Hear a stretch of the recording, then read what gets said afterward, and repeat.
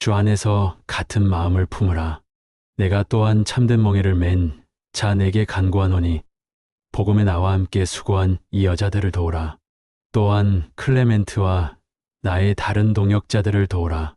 그들의 이름은 생명책에 있느니라. 빌립보 교회의 두 여성 유오디아와 순두개는 분명히 같은 이유로 교회의 분열을 일으키고 있습니다.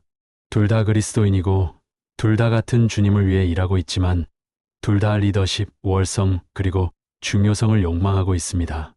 이제 성경은 이런 종류의 것으로 가득 차 있습니다.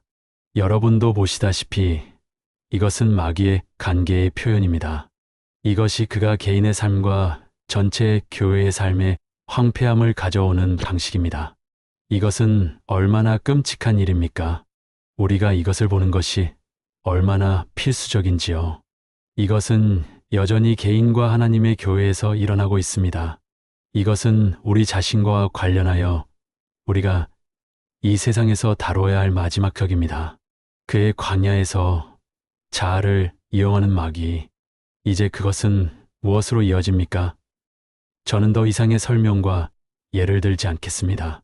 그것은 무엇으로 이어집니까? 이것이 중요한 것입니다. 물론 그것이 특히 이끄는 것은 자기 만족의 정신입니다. 그것이 가장 끔찍한 일입니다. 이제 이것의 고전적인 예를 보여드리겠습니다. 그것은 물론 요한계시록 3장에 나오는 라오디게아 교회의 경우에서 찾을 수 있습니다. 이것이 그들에 대해 제가 들은 바입니다. 내가 말하기를 나는 부자라 부요하고 아무것도 부족한 것이 없다 하지만 내가 비참하고 불쌍하고 가난하고 눈멀고 벌거벗었음을 알지 못하는도다. 바로 그것입니다. 자기만족 모든 것이 괜찮다는 느낌, 우리의 진정한 상태와 조건을 완전히 깨닫지 못하는 무능력, 그로 인한 자기 성찰의 완전한 무시. 그런 사람들은 결코 자신을 성찰하지 않습니다. 보이십니까? 그들은 도착했습니다. 모든 것이 괜찮습니다. 그들은 완벽합니다. 무엇이 더 좋을 수 있을까요? 무엇이 더 필요할까요? 그들은 구원받았습니다. 그들은 밖에 있는 불신자들과 같지 않고 그들은 밖에 있는 사람들 외에는 결코 다른 사람을 생각하지 않습니다. 그들은 결코 성인들에 대해 읽지 않습니다. 그들은 자신보다 높은 기준을 가지지 않습니다. 그들은 결코 성경을 적용하지 않습니다. 그들은 도착했습니다. 그것은 모두 그들에게 일어났습니다. 그래서 그들은 전혀 자신을 성찰하지 않습니다. 그들은 부자입니다. 모든 것이 좋고 그들은 자신의 실제 상태와 조건에 대해 완전히 무지합니다. 그들은 교회의 회원입니다.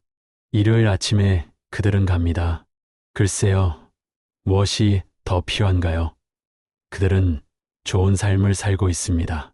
그들은 끔찍한 죄를 짓지 않습니다.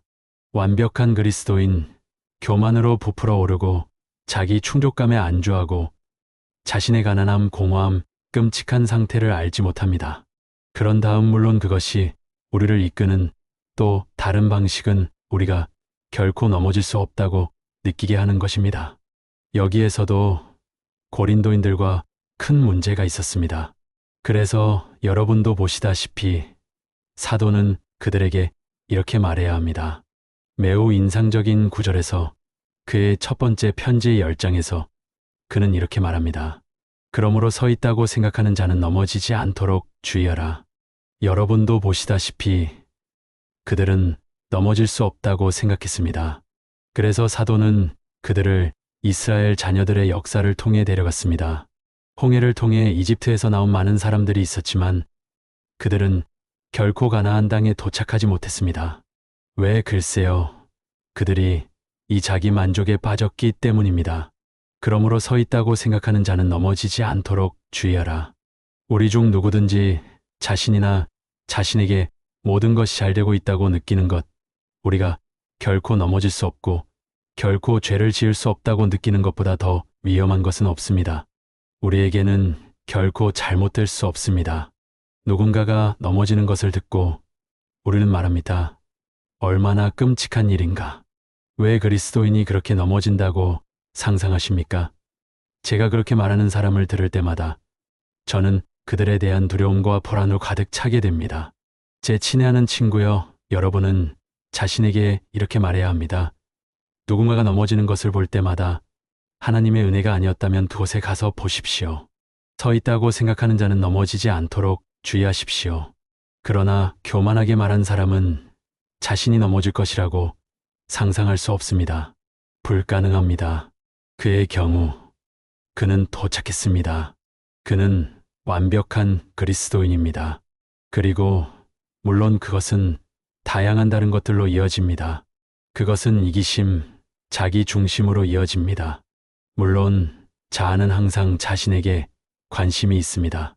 모든 것은 이 특정한 단위를 중심으로 돌아갑니다.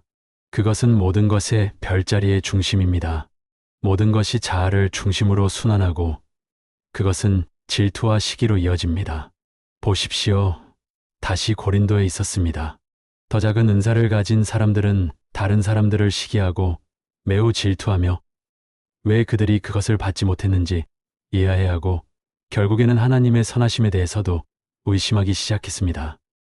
이것이 자아 질투와 시기, 원한 악의 증오, 그리고 그로부터 나오는 모든 것의 불가피한 결과입니다. 실제로 이렇게 말하겠습니다. 우리가 자신에 의해 지배되는 정도까지, 그 정도로 우리는 민감합니다. 그리고 우리가 민감하기 때문에 우리는 쉽게 상처를 받을 수 있습니다. 그리고 그것은 우리가 쉽게 상처를 받을 수 있기 때문입니다. 우리는 쉽게 우울해지고 낙담할 수 있습니다. 자아는 항상 모욕을 찾고 사소한 것을 찾고 있습니다. 그것은 항상 과민하고 섬세합니다. 그것은 모든 것에 민감합니다. 가장 작은 얼룩도 그를 혼란스럽게 하고 경보를 울립니다. 그것은 전체주의적인 것입니다. 이 자아는 그것은 모든 것을 요구하고 즉 모든 것을 얻지 못하면 짜증을 내고 상처를 받습니다. 그래서 여러분은 자아가 이 모든 것 때문에 교회의 삶, 전체 공동체의 삶, 국가의 삶, 그리고 궁극적으로 사람들의 삶에서 사람들 간의 다툼, 분열, 불행의 가장 비옥한 원인이라는 것을 알 수 있습니다. 온 세상. 이제 여러분은 신약을 읽고 이러한 것들이 어디에서나 두드러지는 것을 볼 수밖에 없습니다. 이제 사람들은 종종 이것에 놀랍니다. 그들은 말합니다. 우리가 생각했던 것, 확실히 그리스도인이 되면 그것으로 끝입니까? 간단한 대답은 끝나지 않았습니다. 그래서 여러분은 이에 대한 모든 권고와 모든 가르침을 가지고 있습니다. 이것은 교회에서 일어나는 일입니다.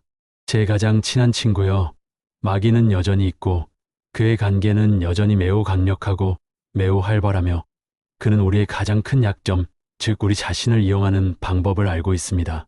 그리고 그것들은 그가 그것을 하는 몇 가지 방법이고 이것들은 그 결과로 따라오는 것들입니다. 그렇다면 질문은 우리는 이 모든 것을 어떻게 다룹니까? 성경이 이 모든 것에 대해 주는 대답은 무엇입니까? 그리고 그것은 여기서 매우 간단하고 매우 명확합니다. 성경은 항상 우리에게 정직하게 자신을 직면하고 우리 자신에 대한 완전한 진리를 깨달으라고 말합니다. 그것이 모든 것의 비밀입니다. 우리가 자신을 성찰하지 않기 때문에 우리는 자신으로 인해 괴로움을 받습니다. 왜냐하면 우리가 정직하게 자신을 성찰하는 순간 우리는 자랑할 것이 아무것도 없다는 것을 매우 빠르게 발견할 것이기 때문입니다. 바울은 그 고린도인들에게 내가 가서 너희를 시험하겠다고 말합니다. 그리고 내가 너희를 시험하러 간다면 그는 말합니다. 나는 말과 대화와 진술의 관점에서 너희를 시험하지 않을 것입니다. 어떤 바보도 말할 수 있습니다. 나는 말이 아니라 능력의 관점에서 너희를 시험할 것입니다. 하나님의 나라는 말에 있지 않고 능력에 있기 때문입니다. 나는 철저한 시험을 할 것이라고 사도는 말합니다. 그것을 다른 형태로 말해보겠습니다. 고린도전서 4장은 이 특정 주제에 관한 가장 깊은 가르침으로 가득 차 있습니다. 사도가 6절과 7절에서 어떻게 표현하는지 보십시오. 이제 형제들이여, 그는 말합니다. 나는 어떤 의미에서 너희를 위해 나 자신과 아볼로에게 옮겼으니 이는 너희가 우리 안에서 기록된 것을 넘어서지 않도록 배우게 하여 너희 중 아무도 서로에 대해 부풀려지지 않게 하기 위함이라. 그러면 들으십시오. 누가 너희를 다른 이와 다르게 만드는가? 그리고 너희가 받지 않은 것이 무엇이냐? 이제 너희가 그것을 받았다면 왜 너희가 받지 않은 것처럼 자랑하느냐? 그것은 반박할 수 없는 논쟁입니다. 그가 말하는 것은 여러분도 보시다시피 이것입니다. 이제 그는 말합니다. 여러분은 여러분의 은사와 우월함에서 터져 나오고 있습니다. 그러나 잠깐만요. 바울은 말합니다. 무엇에 대해 소란을 피우고 있습니까? 여러분이 그토록 자랑스러워하는 그 은사들을 가져보세요. 왜 그것들로부터 그렇게 터져 나오는 것입니까? 여러분이 그것들을 만들었습니까? 여러분이 그것들을 만들었습니까? 여러분이 그것들을 생성했습니까? 그것들은 여러분이 한 일의 결과입니까? 사람이여, 사도는 말합니다. 잠시 생각해보고 이것을 깨달으십시오. 여러분이 무엇인지. 여러분은 또한 자신을 그렇게 발견했습니다. 여러분은 자신을 여러분이 지금의 모습으로 만들지 않았습니다. 만약 여러분이 훌륭한 두뇌를 가지고 있다면 그것은 여러분에게 영광이 아닙니다. 여러분은 그것을 가지고 태어났습니다. 만약 여러분이 그 아름다운 노래 목소리를 가지고 있다면 여러분은 그것을 만들지 않았습니다. 그것은 여러분에게 주어진 것입니다. 무엇을 자랑하십니까? 그것은 여러분의 행동과 활동의 결과가 아닙니다. 그것은 하나님이 여러분에게 부여한 것입니다. 무엇이 그들을 서로 다르게 만드는가? 그것이 질문입니다. 그리고 여러분이 받지 않은 것이 무엇입니까? 그것은 모두 하나님의 선물입니다. 만약 여러분이 자신의 외모, 잘생긴 외모, 능력 또는 여러분이 소유한 것에서 터져 나온다면 그냥 멈추고 자신에게 물어보십시오. 내가 무엇에서 터져 나오는가? 왜 내가 이것을 자랑해야 하는가? 나는 이 모든 것을 받았다. 이것은 내가 스스로 한 일의 결과가 아닙니다. 우리가 이것을 하지 않기 때문에 마귀는 그의 관계로 우리를 부풀리고 하나님이 우리에게 주신 은사에 대해 우리를 자랑스럽게 만들 수 있습니다. 이것은 내 생각에 항상 어디에서나 발견될 수 있는 인간에 대한 가장 깊은 심리적 이해입니다. 그리고 여러분은 그것을 성경에서만 찾을 수 있습니다.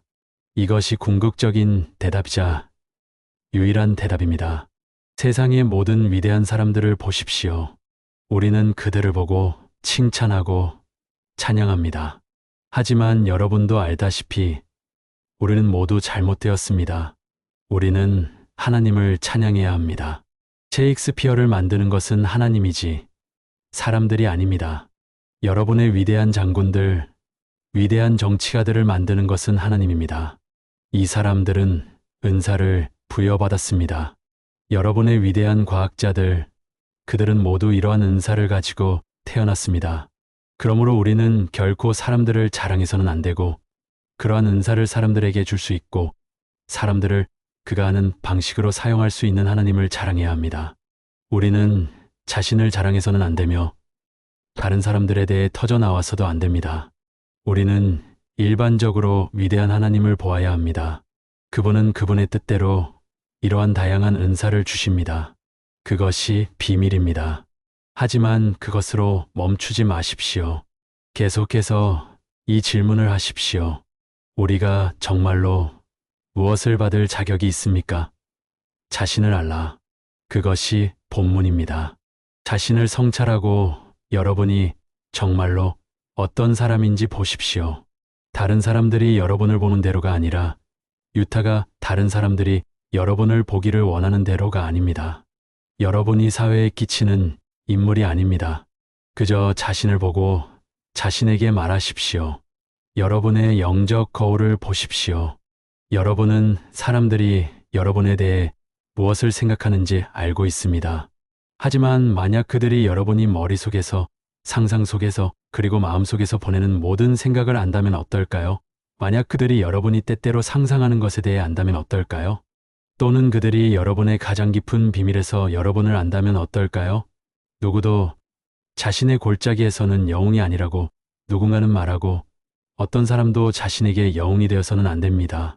왜냐하면 그는 자신의 골짜기보다도 더 자신에게 가깝기 때문입니다. 만약 여러분이 그것을 깨닫는다면 그냥 자신에게 물어보시오. 내가 정말로 무엇을 받을 자격이 있는가? 나는 터져 나올 것이 아무것도 없습니다. 그리고 만약 내가 내 행위에 따라 대우받는다면 어떨까요, 주여? 당신이 불법을 주목하신다면 주여, 누가 설 수 있겠습니까? 그런 다음 계속해서 이것을 깨달으십시오. 그리스도인으로서, 그리고 그리스도인의 삶에서 우리는 모두 하나님의 은혜로 지금의 우리입니다. 내 어리석은 사람들이 그들의 경험에서 터져 나오는 것을 상상해 보십시오. 글쎄요, 하나님께서 은혜를 베풀지 않으셨다면 그들은 여전히 죄인이었을 것입니다. 그들은 자신들이 무언가를 했다는 듯이 터져 나옵니다. 그들은 아무것도 하지 않았습니다. 하나님의 은혜가 그들의 무기력한 술 취함 속에서 그들을 붙잡아 변화시키고 새롭게 했습니다. 그러나 그들은 자신들이 그것을 한 것처럼 터져 나옵니다. 그래서 자신의 경험을 나누는 사람들은 자신을 더 좋게 보이게 하기 위해 그것을 과장하고 구축하는 경향이 있습니다. 그리고 하나님의 은혜는 많이 들어오지 않습니다. 하지만 그에 대한 대답은 그것이 모두 하나님의 은혜라는 깨달음입니다. 우리는 하나님의 은혜로 지금의 우리입니다. 그것이 이 특정한 사도의 영광입니다. 그는 때때로 자신을 변호해야 하지만 그는 항상 자신을 끌어올립니다. 그는 부활의 나타나심에 대해 말하면서 그는 말합니다. 그리고 마지막으로 때 아닌 때에 난 자 같은 나에게도 보이셨으니 이는 내가 사도 중에 가장 작은 자이기 때문이라. 그를 나 말고 사도라 부르게 하라. 이는 내가 하나님의 교회를 핍박했기 때문이라. 그러나 하나님의 은혜로 나는 내가 지금의 나이다. 그리고 두 번째 편지에서 그는 같은 말을 해야 합니다. 그는 말합니다. 여러분은 나를 자랑하게 만듭니다. 나는 자랑하고 싶지 않습니다. 사도는 말합니다. 하지만 여러분은 사람들 안에서 너무 많이 자랑합니다. 여러분은 너무 어리석고 너무 무지하며 여러분은 나를 자랑하게 만듭니다. 내가 무엇을 했는지 여러분에게 말해야 합니다. 나는 누구보다 더 많이, 그러나 내가 아니라 하나님의 은혜가 내 안에 있었습니다. 그는 항상 그것을 깨달았습니다. 그것은 그를 겸손하게 유지한 것이었습니다. 그것은 그의 영을 달콤하게 유지했고 그를 이 끔찍한 자의 죄, 교만, 그리고 자만으로부터 지켜주었습니다. 우리는 자랑할 것이 아무것도 없습니다. 우리는 완전히 하나님의 선물과 은혜로 지금의 우리입니다. 하지만 계속해서 고린도전서 12장의 교리를 실천하십시오. 교회를 그리스도의 몸으로 보십시오. 그리고 중심 원칙은 이것입니다. 몸의 모든 부분이 중요합니다. 물론 모든 부분이 똑같이 눈에 띄는 것은 아니며 또한 그렇게 놀랍게 보이지도 않습니다. 머리, 눈, 손과 발, 그것들은 매우 필수적이고 매우 놀랍고 매우 중요한 것처럼 보입니다. 그러나 사도는 말합니다. 덜 아름다운 부분들이 있습니다. 우리가 말하지 않는 부분들이 있습니다. 우리가 빌리는 부분들이 있습니다. 그러나 여러분은 이것을 알고 있습니다. 바울은 말합니다. 몸은 덜 아름다운 부분들 없이는 기능할 수 없습니다. 여러분도 알다시피 몸에 대한 연구는 매우 좋고 건전한 일입니다. 그것은 매우 겸손하게 만들지만 또한 매우 건강한 일입니다. 덜 아름다운 부분들은 더 아름다운 부분들만큼 필수적입니다. 여러분은 그것들 없이 살 수 없습니다. 그것들은 절대적으로 필수적입니다. 여러분은 그것들에 대해 자랑하지 않습니다. 아니요. 하지만 여러분은 그것들 없이 할 수 없을 것입니다. 이제 바울은 말합니다. 이 모든 것을 그리스도인 교회의 회원으로서 여러분 자신에게 적용하십시오. 은사에는 차이가 있습니다. 어떤 것은 크고 어떤 것은 사람들의 평가에 따라 작아 보입니다. 그러나 그는 말합니다. 사람들의 평가에 따라 그것들을 평가하지 마십시오. 하나님의 방식으로 그것들을 판단하십시오. 그것이 여러분이 그리스도의 몸의 지체라는 것에 관한 것임을 확인하십시오. 작은 손가락은 중요하지 않을 수도 있지만 여러분은 거기에 있습니다. 덜 아름다운 부분이지만 몸에 조화롭고 건강한 기능에 필수적입니다.